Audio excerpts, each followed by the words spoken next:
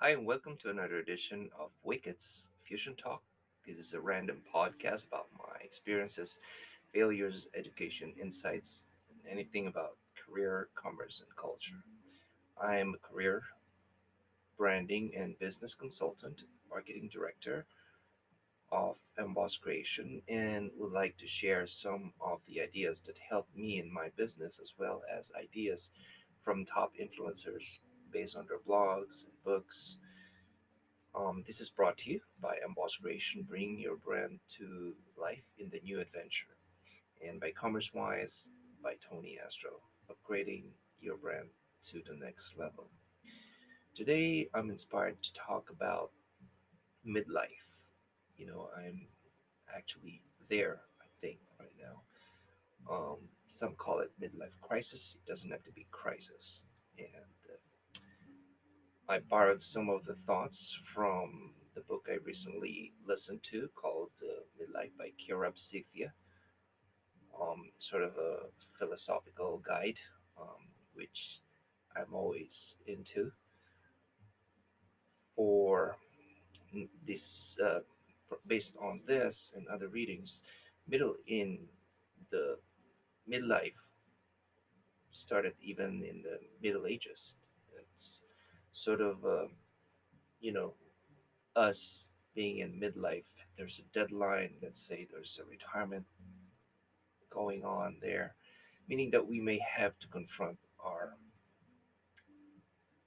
in a way, mortality because we're halfway there. So you might have, you know, different choice than me, but still we all allude to have happiness.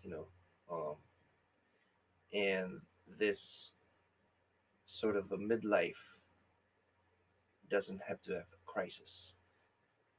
Um, Elliot Jack is one of the person who was a social scientist, psychoanalyst, who first brought this up. And he did study lives of famous figures, talking with his patients that could, you know, all of them are on the middle aged, between 40s, 50s, 60s. And also he studied Dante, who is in that age of 35, which is pretty young to have that midlife, when he wrote the Divine Comedy. Also, Michelangelo, the Italian genius who painted, um, who haven't done any painting from 40 to 55 until later on. He did paint, later after his midlife. And this book is a groundbreaking essay talking about midlife crisis and how suddenly it began to spread, like, key message of having point where you're in your midlife and started feels like starting all over. So the main characteristics of midlife crisis, um, is, you know symptoms is, let's say, buying a sports car, some of them having a divorce. There's a new found of dissatisfaction in their life, so they started doing something out of the ordinary when we reach that middle age. And we have often acknowledged some hard truth on first time in our lives. Hey, um, I'm getting there. I need to do something. And it's true that in our lives they actually are. So this means, learning disappointment, boredom, or often, you know, these are hard to avoid. And there are many letdowns in our life. This is the age where many people first really think about their mortality, their life at the edge. Um, but being in middle age, you have all this health issues, backache, belly, big bellies like me.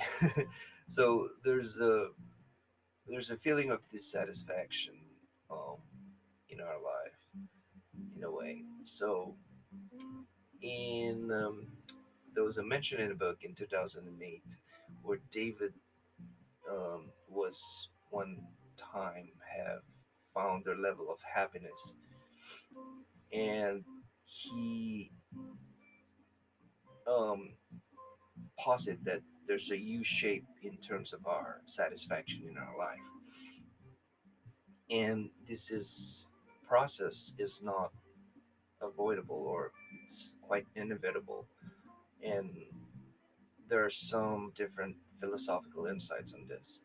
Um, and another thought on this book was there was a 20-year-old who have a midlife at the age of, you know, um, actually at the age of 20 and at the age of 40. John Stuart, a philosopher, a British philosopher, who first talked about the middle age, and he wrote something about this and learned because he learned at the you know at the age where people were reading Plato at back then, and it doesn't seem, you know, this crisis, emotional crisis that John Stuart Mill experienced as a young man,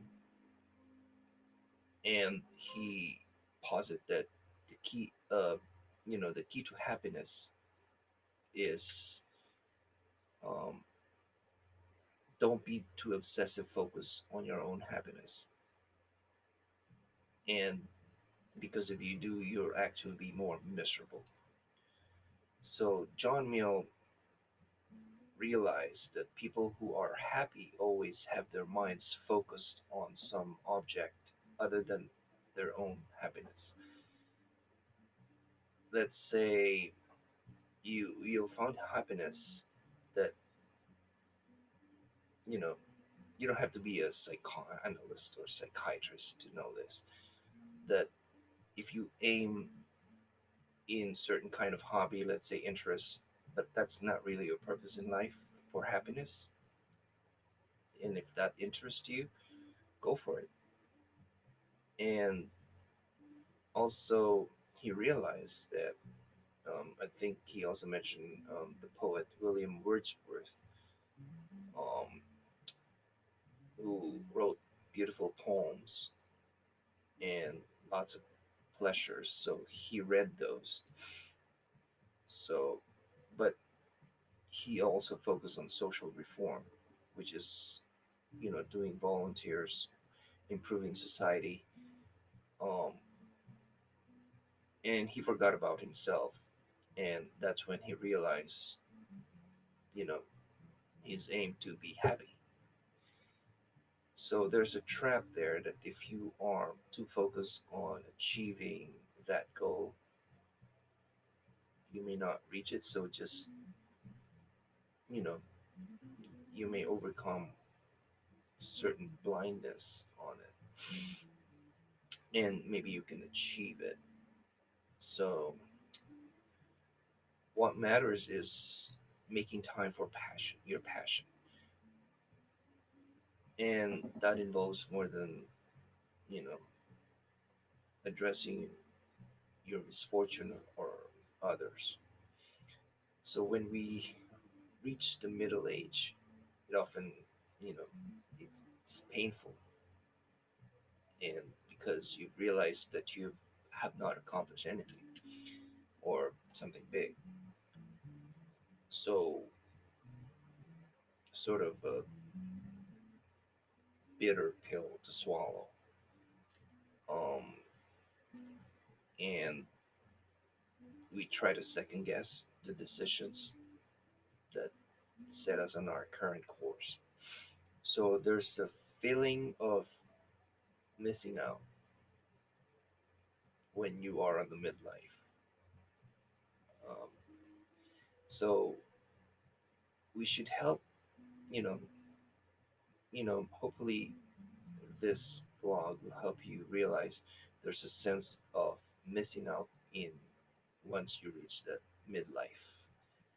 So stop yearning for something that's not lived.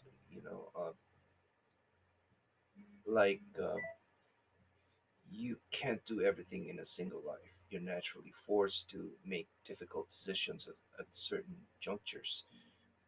Let's say you want to become a pianist or a CEO or stay at home dad, and you want to have a date, you want to reconnect with your family or ex.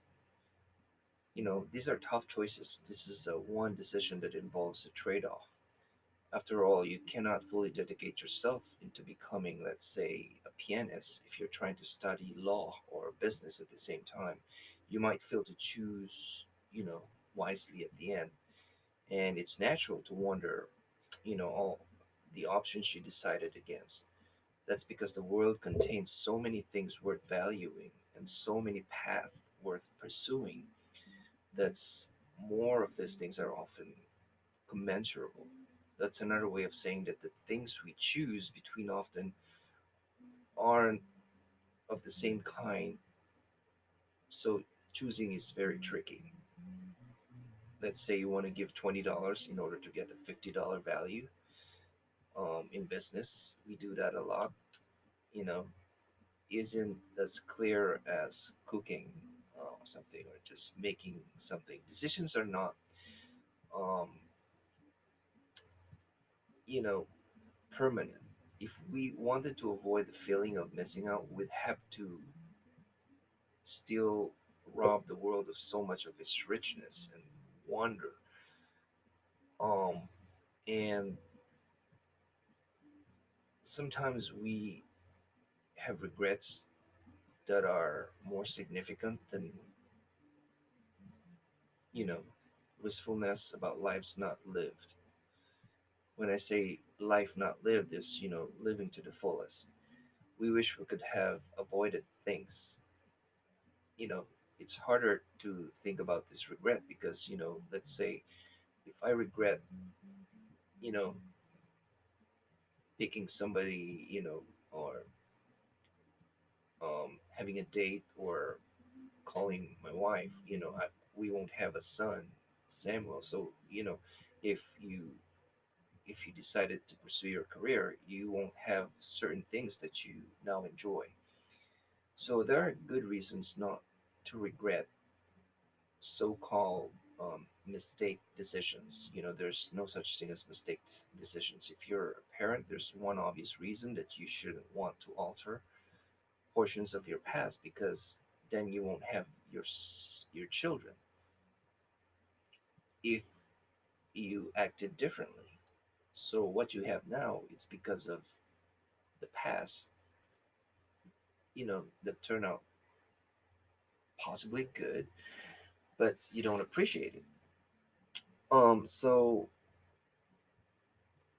um, maybe there's not another reason to regret the past decision. Another reason is not to regret those is that there's an element of risk in all our decisions. When we regret our choices, we often imagine that the other option would have led to some kind of best case scenario. So when we do this, we neglect to imagine the many unsatisfying outcomes that could have come through instead. Say, for example, you regret not to becoming a businessman. You're probably imagining yourself standing in front of like marketing or networking, appealing for, selling some stuff, but you're probably not picturing months of, sitting in the office, um, ending up becoming a bad business person. So you can make, just stop idealizing the options you passed over. So being in the middle age that often forces us to face our own mortality for the first time. As we go through this midlife that I think I'm still going through, isn't what used to be loved ones getting sick, friends sustaining injuries and death. You look at the philosophers, like some of the philosophers that I mentioned or read, um, is just maybe learn how to die or something. Uh, Maybe we can help us deal with dying. Um, so there should be, acceptance that we're all gonna reach that point, and you know, those are the things that I've learned from this book by Setiya, and about the argument of having to have a midlife, not necessarily crisis, but there's a midlife part of our life. Um, you you would go back and start reminiscing and appreciating what you've done, and now just focus on the our future welfare. So it's an obvious choice you do for having been run over by some past regrets. And so I think I've talked enough. Um, it's about 16 minutes of chat with you talking about midlife. And if you have any thoughts about midlife, whether because that encompasses something that I'm passionate about, career, commerce, and culture in a way. So, and hopefully you've learned or something, and hopefully I can learn from you. Just make comments on this blog, and we'll chat about midlife. So, I think that's it. Until next time, hopefully you can share this blog, and somebody else can share theirs so we can both learn on things that dissatisfy you over your time as in the middle age or on your midlife. Just think of the last time you got something you really desired and then later on not satisfied, things like that. So, and I hope that would give you something to hold on. Until next time, have a great one.